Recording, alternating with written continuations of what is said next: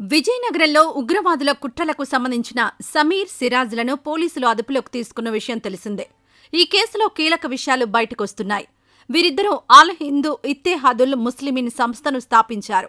మొత్తం 6 వ్యక్తులు Insta group create చేసుకున్నారు. ఓవైపు కాశ్మీర్లోని పహల్గాంలో జరిగిన ఉగ్ర దాడి ఎలాంటి మలుపులు తిరిగిందో చూస్తూనే ఉన్నాం. ఇలాంటి నేపథ్యంలో ఐసీసీ మరో కుట్రకు తెలుగు రాష్ట్రాల కేంద్రంగా జరిగిందనే వార్త కలకలం రేపుతోంది. ఎట్టకేలకు పోలీసులు ఈ కేసును ఛేదించారు. ఏపీలోని విజయనగరం జిల్లాలో 2 అనుమానిత తీవ్రవాదుల్ని అరెస్ట్ చేశారు. వారిని కోర్టులో హాజరుపరిచి రిమాండ్కు పంపేందుకు పోలీసులు ఏర్పాట్లు చేస్తున్నారు.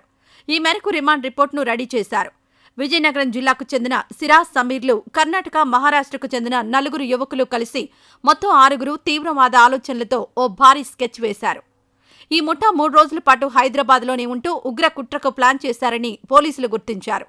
సౌదీలో ఉన్న ఐసిస్ హ్యాండ్లర్ల నుంచి వచ్చిన ఆదేశాల ప్రకారం వీరు బాంబులు కూడా తయారు చేసినట్లు రిమాండ్ రిపోర్టులో తెలిపారు. మొత్తం 6 2 బాంబులు తయారు చేసేలా, మిగతా 4 బాంబులు ఎక్కడెక్కడ పెట్టాలో సౌదీ నుంచి ఐసిస్ హ్యాండ్లర్ ఆదేశాలిచ్చినట్టు తెలుస్తోంది.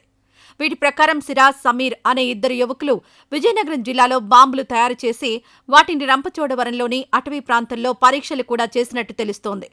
అయితే ఈ బాంబుల్ని పేలుళ్లకు వాడకముందే పోలీసులు గుర్తించి వీరిని అరెస్ట్ చేసినట్లు సమాచారం. వీరిని కోర్టులో హాజరుపరిచాక మరిన్ని విషయాలు బయటపడే అవకాశం ఉంది.